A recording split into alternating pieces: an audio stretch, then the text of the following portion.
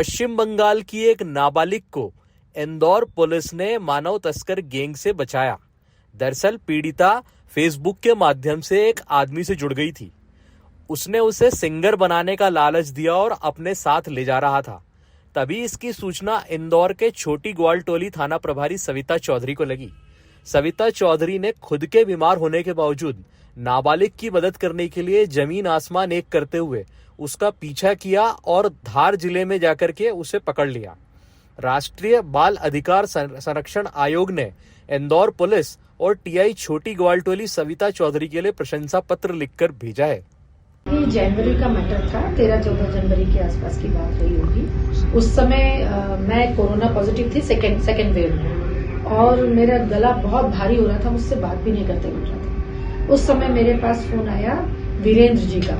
वीरेंद्र जी जो है वो मिशन मुक्ति फाउंडेशन के लिए काम करते हैं, एंटी ह्यूमन ट्रैफिकिंग यूनिट के लिए। वेस्ट बंगाल पुलिस ने उनसे किसी एक केस में मदद मांगी थी, तो उनका मुझे ये फोन आया। उन्होंने एक लोकेशन भेजा और बताया कि मैडम ये बच्ची जो है सरवटे बस स्टैंड पे इसका लोकेशन आया है और इसको कोई संदिग्ध व्यक्ति है वो बेचने के लिए कहीं ले जा रहा है, तो मैडम आप प्लीज हेल्प करिए। उस समय चूंकि मेरा स्वास्थ्य ठीक नहीं था, मैं घर पर थी और टेलीफोनिक कांटेक्ट करना या लोगों से कम्युनिकेट करके हेल्प लेना बहुत टफ था, लेकिन फिर भी मैंने सोचा बच्ची की बात है, मेरी भी 2 बेटियां हैं, बच्चियों की बात है और हम लोगों को इतना सेंसिटाइज कर दिया गया है हमारे पुलिस डिपार्टमेंट में कि नाबालिग बच्चों का जहां पर भी नाम आता है हम लोग जिस भी कंडीशन में होते हैं अलर्ट मोड पे आ जाते हैं। तो हमारे यहाँ एक दो हमारे कांस्टेबल्स हैं जो बहुत अच्छा वर्क है जिनका बस स्टैंड के एरिया में और उनके पास अच्छी जानकारी भी है।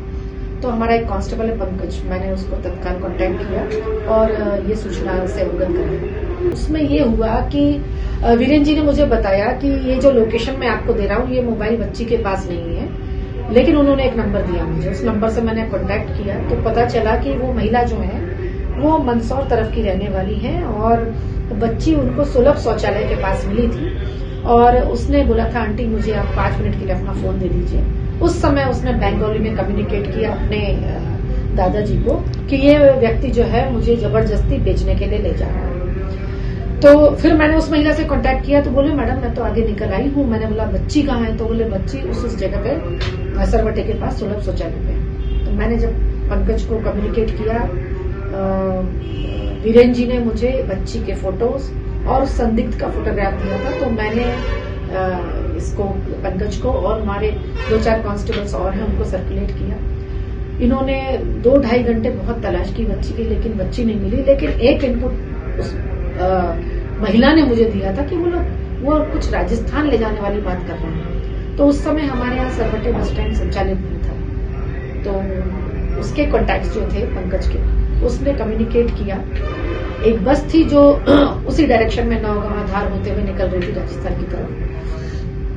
बात की उससे, उसको बताया कंडक्टर को कि क्या आपकी गाड़ी में इस तरह की हुलिया के 2 लोग बैठे हैं, एक बच्ची है एक संदिग्ध व्यक्ति है। हालांकि उन्होंने अपना हुलिया चेंज कर लिया था, कपड़े चेंज कर लिए थे, जो फोटोग्राफ्स हमारे पास थे, और फोटोग्राफ भी कम्युनिकेट नहीं कर पाया था क्योंकि उनके पास कीपैड मोबाइल था जिस कंडक्टर से वो बात कर रहा था। तो अब हमारे पास ये समस्या आ गई कि हमको बिल्कुल श्योर तो नहीं थे कि बच्ची उसी में है, लेकिन हम चांस को खोना नहीं चाहते थे। अब क्या करें, तो मेरे दिमाग में एक बात कौंधी कि अगर कंट्रोल रूम के माध्यम से जब भी किसी चीज को कम्युनिकेट कराया जाता है तो उसकी प्रायोरिटी बढ़ जाती है थाना प्रभारियों की नजरों में भी और गंभीरता से लेते हैं उस विषय को। मैंने कंट्रोल रूम धार से कम्युनिकेट किया, वहां के थाना प्रभारी एएसआई का नंबर लिया, उनको पूरी डिटेल जानकारी दी कि अपने को बस को रोकना ही है, एक बच्ची को अपने को सेव करना है और चूंकि ये ह्यूमन ट्रैफिकिंग से जुड़ा हुआ मैटर है, अगर बच्ची हाथ से चली गई तो कहीं बेच बांट देगा, बच्ची के साथ कुछ गलत हो जाएगा। फिर उन्हें एएसआई का मेरे पास फोन आया कि मैडम हमने बता लिया है और बच्ची सकुशल मिल गई है। फिर मैंने उनसे फोटोग्राफ मंगवाए बच्ची के और संदिग्ध के, और मैंने वीरेंद्र जी को कम्युनिकेट किए, वीरेंद्र जी ने उनके फादर को कम्युनिकेट किए। उसके बाद 1 घंटे बाद रिप्लाई आया कि हाँ ठीक है बच्ची है। इस तरह से हमने बच्ची को सेव किया। कहानी निकल के आई, जो कहानी पता चली हमें बाद में कि बच्ची फेसबुक के माध्यम से जैसे अननोन व्यक्तियों के साथ जुड़ जाते हैं, उनसे जुड़ गई, इससे दोस्ती हो गई, काफी लोगों की चैटिंग होने लगी, बातचीत होने लगी। इस बच्ची का ब्रेन वॉश किया उस संदिग्ध ने, उसको डाइवर्ट किया कि तुम्हारी क्या हॉबीज है, सारी इसके अंदर की घर में, परिवार में इसका पैशन क्या है, ये चाहती क्या है, कैसे ये इसको बरगलाया जा सकता है, इसको कैसे मतलब मोटिवेट कर सकते हैं किस गलत डायरेक्शन में और ये हमारे साथ आ सकती है। तो उसकी हॉबी थी कि मुझे सिंगर बनना है, तो उसको उसने मिसगाइड किया था कि तुम्हें हम सिंगर बनाने के लिए मुंबई वगैरह ले जाएंगे।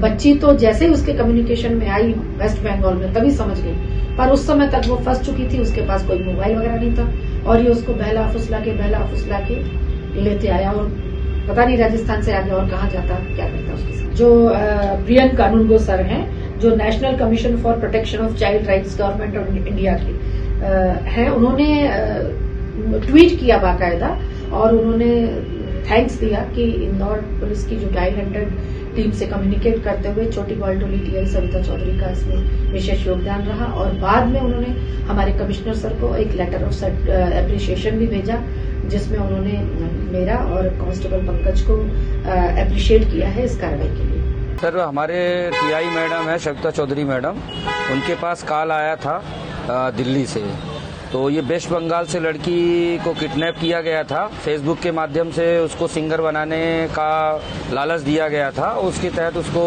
किडनैप कर लिया गया था और फिर वेस्ट बंगाल वालों ने एनसीपीसीआर जो होता है उनसे मदद मांगी थी, जिन्होंने हमारे मैडम से संपर्क किया और मैडम का चूंकि स्वास्थ्य ठीक नहीं था, वो घर पे ही थी, उन्होंने मुझे अवगत कराया और हमने पूरे जो टेबल्स लाइन से मेरा नेटवर्क था और मैंने सर्चिंग की, पता चला कि ग्वालटोली थाने से बस में बैठी है वो लड़की, लेकिन बाद में पता चला कि वो लड़की 3 इमली बस से बैठी है और मैं बराबर 2-3 घंटे मशक्कत किया और समय समय से टीआई मैडम को कॉल करता रहा, वो मुझे गाइड करती रही और उसके बाद कहीं से सफलता मिली। पता चला कि एक चामुंडा बस है लाल कलर की, उसका नंबर भी मुझे नहीं मिल पाया और ड्राइवर से मैंने संपर्क किया, उसके पास में व्हाट्सएप नंबर भी नहीं था जिस पे मैं फ़ोटो भेज सकूं, पर कहीं न कहीं से उसका हुलिया मैंने बताया, उसने बोला कन्फर्म है और फिर हमारे टीआई मैडम को मैंने कॉल किया, उन्होंने कंट्रोल रूम धार को संपर्क किया तत्काल और नौगांव थाना जो कि 15-20 मिनट की दूरी में था वहां संपर्क करके और नाकाबंदी करा दिया। वहां पुलिस मौके पे पहुंच के और लड़की को सही सलामत अपने उसमें ले लिया। कितने साल की लड़की थी? लड़की सर नाबालिग थी। हाँ, आरोपी गिरफ्तार हो चुका है, शायद वहाँ की टीम भी आ गई है और उनको अब लेके वेस्ट बंगाल रवाना हो जाएंगे।